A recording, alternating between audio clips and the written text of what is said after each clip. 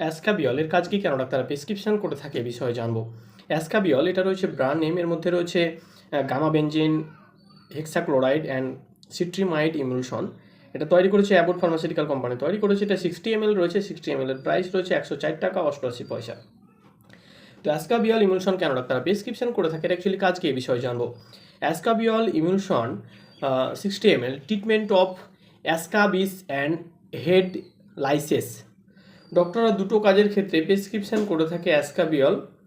যেমন হচ্ছে আপনার অ্যাসকাবিস যখন আমাদের স্কিনে বিশেষ করে হাতের এইসব জায়গাতে বলেন, হাতে আঙ্গুলের ফাঁসে বলেন, তো প্রচণ্ড চুলকানি হয়ে যায়, ছোট ছোট ফুঁসরি তার মুখে জল মুখে করে হয়ে যায় এবং প্রচণ্ড চুলকানি হয়, পুরো ক্ষুদ্রি ক্ষুদ্রি ঘামাচির মতন বেরিয়ে যায়। স্কিনের যে কোনো জায়গাতে হতে পারে, বিশেষ করে বেশি হাতে হয়ে থাকে।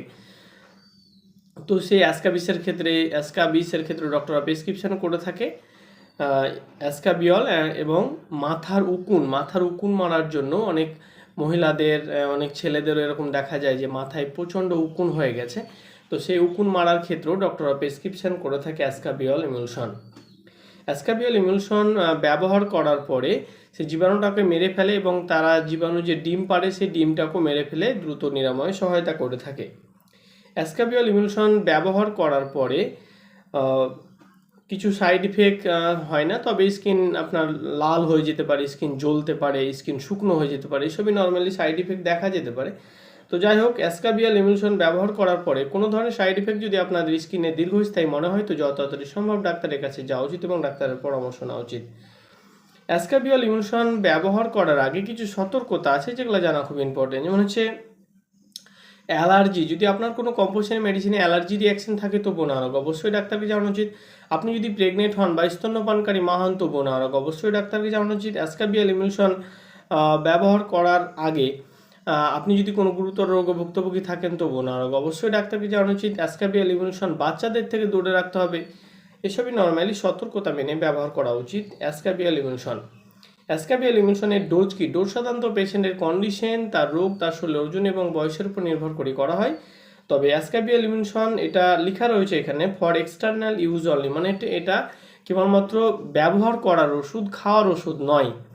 অ্যাসকাবিয়ল ইমুলশন ব্যবহার করার সময় যে জায়গাতে ব্যবহার করবে সেই জায়গাটা যেন স্কিনটা শুষ্ক থাকে, সেখানে হাত পরিষ্কার করে ধুয়ে অ্যাপ্লাই করতে হবে হালকা করে, এবং অ্যাপ্লাই করার পরে হাত ভালো করে ধুয়ে নিতে হবে। অ্যাসকাবিয়ল ইমুলশন ব্যবহার করার সময় চোখ মুখ এসব থেকে দূরে রাখবেন। চোখ মুখে যেন কোনো মতেই না যায়, নাহলে ক্ষতি করতে পারে। এসবই সাধারণত সতর্কতা মেনে ব্যবহার করা উচিত অ্যাসকাবিয়ল ইমুলশন।